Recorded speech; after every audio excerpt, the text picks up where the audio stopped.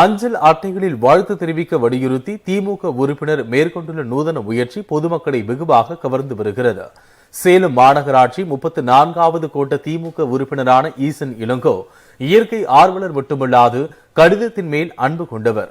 நமது எண்ணங்களை எப்போதும் மற்றவர்கள் நினைவாக வைத்துக் கொள்ளும் கடித பழக்கத்தை மீண்டும் தொடர வேண்டும் என்பதை வலியுறுத்தி விழிப்புணர்வு நிகழ்ச்சிகளை தொடர்ந்து மேற்கொண்டு வருகிறார்.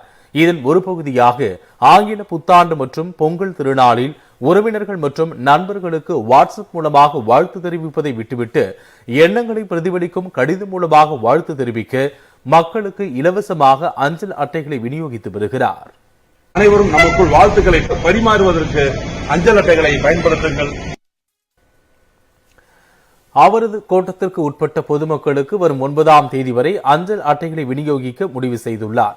மறைந்து போகும் வாட்ஸ்அப் வாழ்த்துக்களை தவிர்த்து நினைவோடு வைத்துக் கொள்ளும் அஞ்சல் அட்டைகளை பயன்படுத்த திமுக மாமன்ற உறுப்பினரின் இச்செயல் பொதுமக்களிடையே பெரும் வரவேற்பை பெற்று வருகிறது.